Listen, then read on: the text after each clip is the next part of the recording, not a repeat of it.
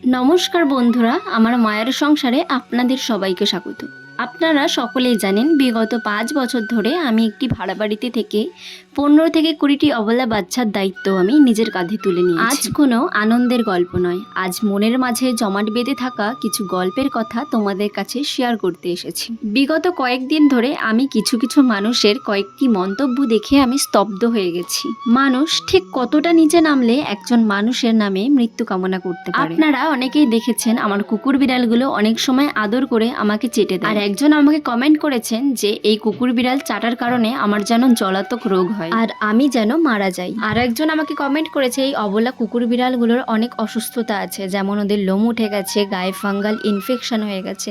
তো একজন আমাকে বলেছেন আমি ওদেরকে সুস্থ করতে গিয়ে একদিন নাকি আমি নিজেই পটল তুলে নেব। অর্থাৎ ওনারা চান আমি যেন খুব তাড়াতাড়ি মারা যাই, যাতে আমি অবলা বাচ্চাগুলোকে নিয়ে আদিক্ষেতা করার মজাটা বুঝতে পারি।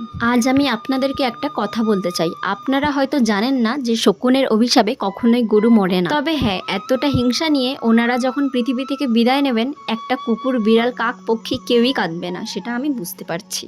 এখনো সময় আছে, আপনারা পারলে শুধরে যান। আমি সত্যিই বুঝতে পারি না মানুষ এতটা নিচে নামতে পারে আর এতটা নোংরা মন মানুষ। আমি প্রতি রাতে ঘুমাতে যাওয়ার আগে দু চোখের টেনশন নিয়ে ভাবি যে কাল এতগুলো বাচ্চাকে আমি কিভাবে খাওয়াবো, কিভাবে এদের খাবারটুকু জোগাড় করব, বাচ্চাগুলো যে এতটা অসুস্থ হয়ে রয়েছে আমি ওদের চিকিৎসা কিভাবে চালাবো, এই চিন্তায় আমি রাতে ঘুমাতে পারি। আর কিছু মানুষ ফ্রি টাইমে ঘরে বসে এসির তলায় পা দোলাতে দোলাতে অন্যকে নিয়ে সমালোচনা করেন, তার সাথে আবার মৃত্যু কামনাও করে। ছি, ভাবতেই অবাক লাগে মানুষের মন মানসিকতা কোথায় গিয়ে ঠেকেছে। আমার সত্যি কিছু এদেরকে বলার নেই। আমি একটা কথা বিশ্বাস করি, ওপরে ভগবান আছেন, তিনি সবার বিচার করবেন।